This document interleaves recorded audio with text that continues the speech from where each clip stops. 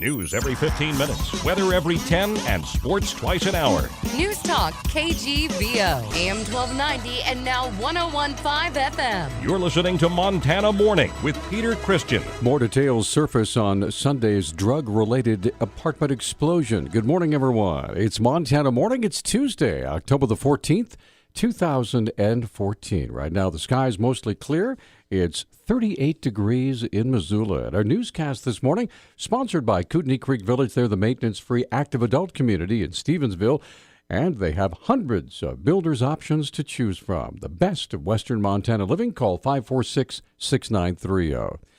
Our top story this morning: an effort to create hash oil by heating marijuana with butane was the cause of Sunday's explosion at the University Apartments on Wairika Court near the golf course clubhouse.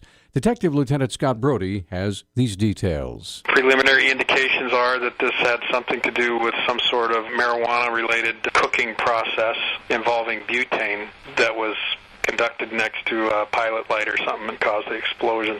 24-year-old Patrick Wayne Austin is being held on multiple felony counts after the explosion injured himself, a female, and an infant. Brody said there may also be charges filed against the unidentified woman. And there may be other charges referred against the female. At this point, we haven't decided on any charges for her. That'll be up to the county attorney, but it'll be all put together in one package for them to review and make a decision. Brody says the initial fear by the Drug Task Force was that the explosion may have been related to a methamphetamine lab. The Drug Task Force responded to me as well, and they're trained and equipped to deal with methamphetamine labs, which was obviously an initial suspicion, but it turned out it wasn't that. But yeah, definitely shows you that methamphetamine labs aren't the only potential danger out there.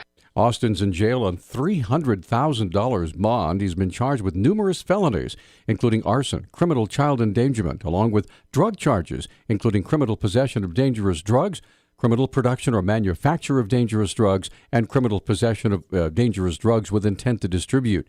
He'll be appearing in Missoula Justice Court later today. In a related story, part of the investigation into Sunday's explosion inside Family Housing is determining responsibility and the damages. University of Montana Vice President for Integrated Communications, Peggy Kaur, says the unidentified female student who leased the apartment is responsible for Austin's actions since he was her guest. A tenant is responsible for guests in his or her apartment. And so let's say you're the tenant and someone else is in your apartment, whether a friend, relative. If you have a guest who's doing something illegal, it is your responsibility. Kaur says the decision about what may happen to the unidentified female student is in the hands now of the UMM Dean of Students. The case involving the student who's the tenant will be reviewed under the Student Conduct Code. And the Dean of Students, for actions that are serious, can impose penalties that go all the way to expulsion from the university. There's also some question of whether Child Protective Services has taken custody of the infant daughter due to the injuries she received in that explosion. Governor Steve Bullock is proposing a $37 million early childhood education program that would make half-day pre-kindergarten programs available to 4-year-olds. Bullock was in Billings on Monday to talk about Early Edge Montana. Under the voluntary program, block grants would be available to public schools to create or expand early childhood education programs or to partner with existing programs in their communities. Montana is one of 8 states without any state investment in preschool programs.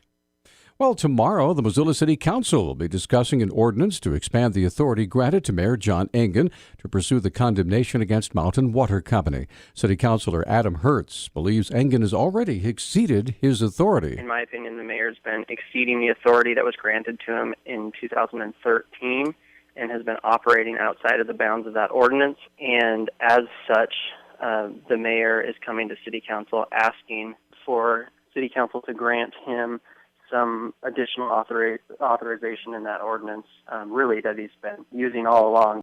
Specifically, Hertz charges that Mayor Engen was not authorized to hire law firms other than Perkins Coie on an hourly basis, and that he signed contracts with 2 other law firms anyway.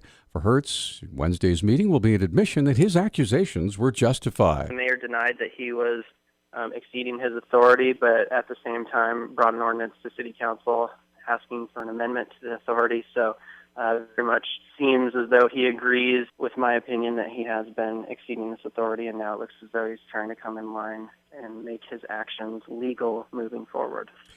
Hurt says he expects the authorization to pass the council, but he says he won't be voting for it. Public hearings on the proposal will begin next month. Two men climbing some of Colorado's most famous mountains both fell after going off an unfamiliar trail on their descent, killing one of the men and leading to the rescue of the other 2 days later.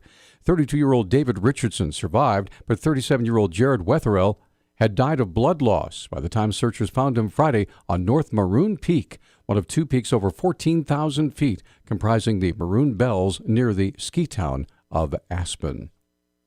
This week, a group of over 90 representatives from 14 western states met in Salt Lake City, Utah, to chart out a policy position on the transfer of federal lands into state hands.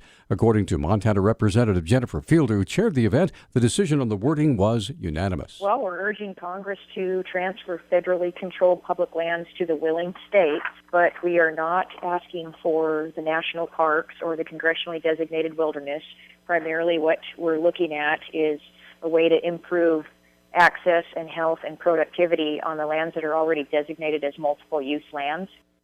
Fielder says that the position of the council was explicit not to sell public lands to, quote, the highest bidder, end quote. We don't want the land sold off, at least in Montana we sure don't, and that is why we agreed with the other states that were represented at this conference on a public policy statement that includes retaining public ownership of the public lands. It's very important to us that the lands remain public, but it's also very important to us that they're managed better than they are. The conference was arranged by the American Lands Council, a proponent of the transfer of federal lands into state control. And the U.S. Fish and Wildlife Service's decision not to push for an endangered species listing for the wolverine has spawned two lawsuits, one by 12 national environmental groups, another that will begin next Monday. Staff Attorney Matt Bishop with the Western Environmental Law Center says FWP, quote, failed to see the forest through the trees, end quote. They focus so much on wanting sort of certain predictions and some of them understanding the fine-scale data and precise mechanisms, for instance, how loss of snowpack in the future may precisely impact denning habitat for wolverines, that they really lost sight of the big picture and the larger cause and effect principles at play. Bishop says the best science available indicates that a warming climate will lead to a decline in wolverine habitat. Our News Talk time now is 6:10. News Talk, KGVO. Missoula's official weather station. Partly to mostly cloudy skies today with our high temperatures topping out in the low 70s. Winds will be breezy with wind gusts up to 20 miles per hour. Increasing clouds tonight, showers on Wednesday. I'm meteorologist Brooke Foster for KECI 13.